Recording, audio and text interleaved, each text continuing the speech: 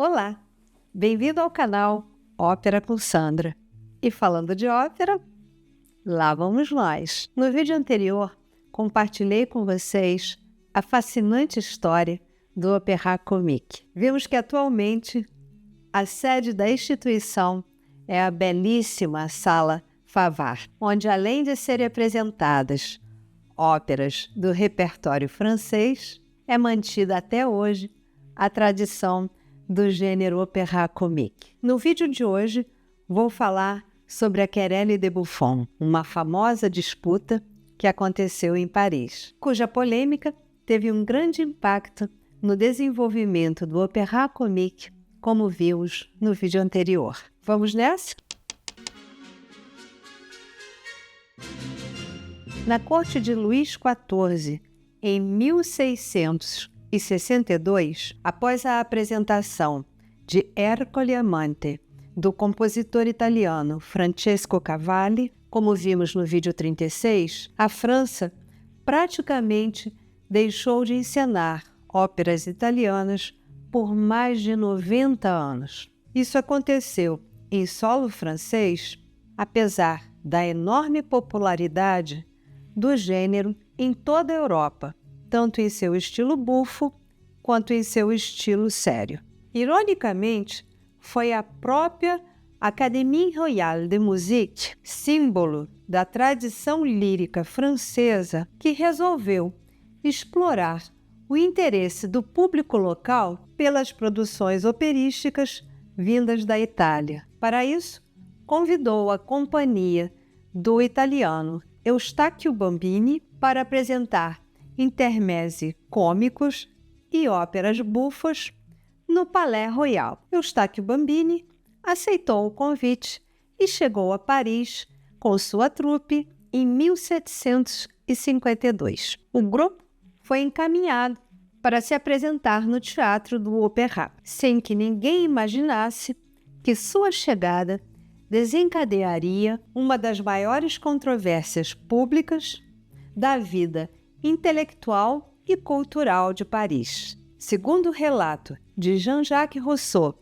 em suas Confissões Póstumas, o grande impacto se deu no dia 1º de agosto de 1752, quando La Serva Padrona de Pergolese, da qual falei no vídeo 31, foi apresentada no Opéra de Paris na mesma noite em que a Cicigaletté de Lully também subiu ao palco. Embora os bufões fossem considerados como inadequados e sua orquestra vista como inexperiente, a apresentação teve um efeito profundo sobre a ópera francesa, provocando um impacto irreversível. Naquela noite, a apresentação simultânea de dois estilos tão diferentes no mesmo palco despertou a atenção do público francês. De forma inesperada, a vivacidade e o dinamismo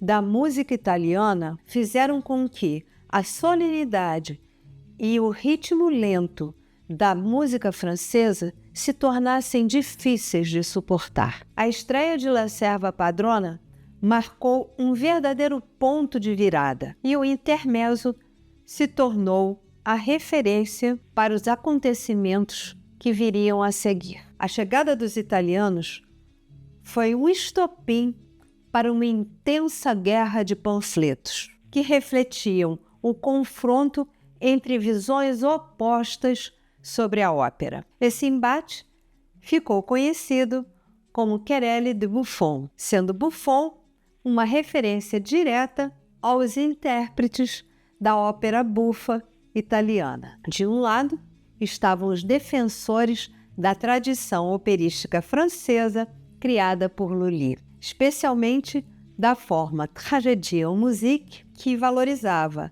a declamação dramática e a forte ligação com a tragédia clássica. Do outro, encontravam-se os partidários da ópera italiana, que defendiam um estilo mais leve, melódico e espontâneo. Vale destacar dois fatores que também contribuíram para esse embate cultural. Um foi a reabertura do Opéra Comique em 1752. O teatro havia permanecido fechado por 7 anos por ordem de Luís XV, e sua reabertura incentivou o engajamento do público nos debates musicais e culturais da época. O outro foi o clima político instável que o país se encontrava, marcado por um confronto aberto pelo parlamento contra o rei e as autoridades eclesiásticas, alimentando mais ainda essa atmosfera de efervescência. Na verdade, o cenário político e cultural francês foi o agente catalisador da Revolução Operística que estava por vir. Em janeiro de 1752, 6 meses antes da chegada dos bufões a Paris, o diplomata e crítico alemão Friedrich Melchior von Grimm publicou um panfleto com duras críticas à Tragédie en Musique. Seu texto, considerado por muito tempo como o primeiro ato da querelle, sublinhava: a música italiana promete e proporciona prazer a todo homem que possui ouvido. Grimm cultivava uma aliança intelectual com Jean-Jacques Rousseau, o filósofo, teórico político, escritor e compositor, que em breve se envolveria pessoalmente nesta controvérsia musical. Rousseau, cuja ópera Le Devant du Village estava prestes a estrear na corte, entrou no debate com um panfleto próprio, respondendo à Lettres triomphales de Grimm. Ambos expressavam a rejeição pelo recitativo francês e ao estilo vocal da Tragédie en Musique desenvolvido por Lully, embora ainda demonstrassem um respeito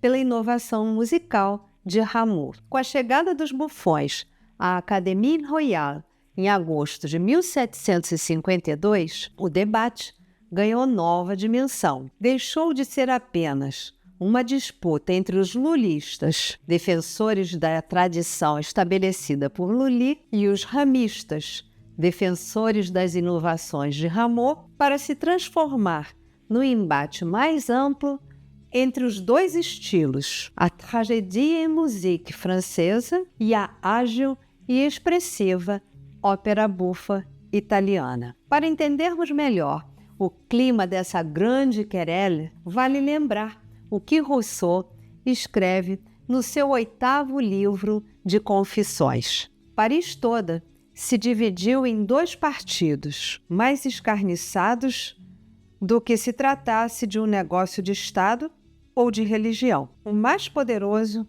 mais numeroso, composto dos grandes, dos ricos e das mulheres, lutava pela música francesa. O outro, mais vivo, mais altivo, mais entusiasta, era composto por conhecedores da verdade, por gente de talento, homens de gênio. Seu pequeno pelotão se reunia no Opéra, sob o camarote da rainha. A outra parte enchia todo o resto da plateia e da sala, mas o seu ponto principal era sobre o camarote do rei. Foi daí que vieram esses nomes célebres de partidos lado do rei e lado da rainha. A disputa, animando-se, produzia várias brochuras. De fato, as 2 facções se dividiam dentro do próprio Opéra, adotando os nomes dos lados do palco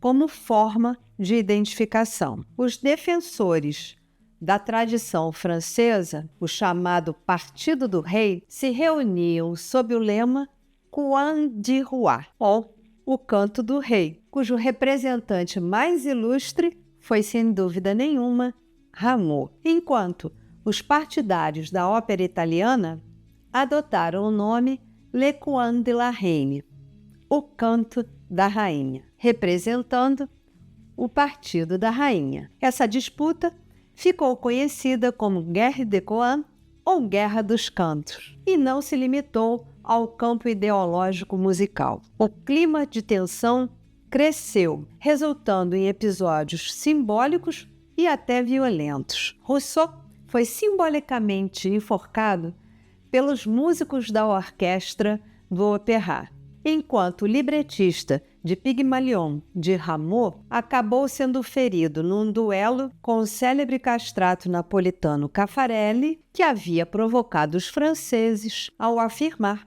que não conseguiam fazer nada melhor do que imitar a música italiana. Rousseau, junto com um grupo de enciclopedistas, tomou partido da música italiana, ocupando assim um lugar privilegiado entre as vozes que defendiam a trupe dos bufões italianos. Poucos meses após a estreia de sua ópera Le Devant du Village, apresentada primeiro na corte e depois no Opéra, Rousseau levou o debate ao seu ponto culminante, publicando sua Lettre sur la musique française, na qual desqualificou a tradição musical francesa de maneira bastante incisiva, incluindo as obras de Rameau. A Querelle de Buffon, propriamente dita, chegou ao seu fim em 1754, antes mesmo da partida dos Bufões de Paris. A principal vítima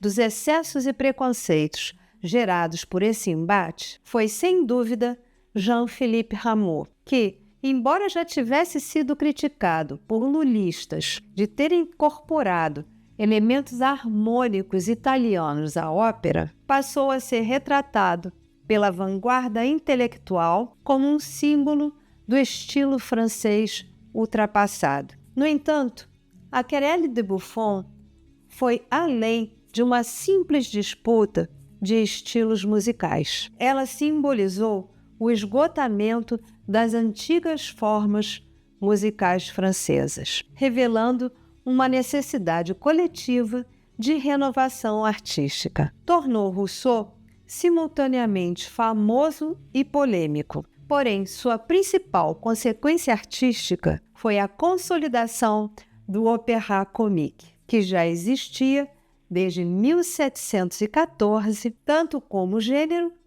quanto como instituição. Este novo formato passou a ser visto como uma alternativa à tragédie en musique, abrindo caminho para transformações importantes no panorama operístico francês. Mas, afinal, como Jean-Jacques Rousseau, conhecido como filósofo teórico, político e escritor, acabou se tornando um compositor de ópera? Você já sabe, não é mesmo? Essa história vai ficar para o nosso próximo encontro. E se você gostou de saber um pouquinho sobre a Querelle de Buffon, deixe seu like, se inscreva no canal, compartilhe com um amigo e, claro, deixe uma mensagem para mim. Muito obrigada, boa semana e até o nosso próximo encontro.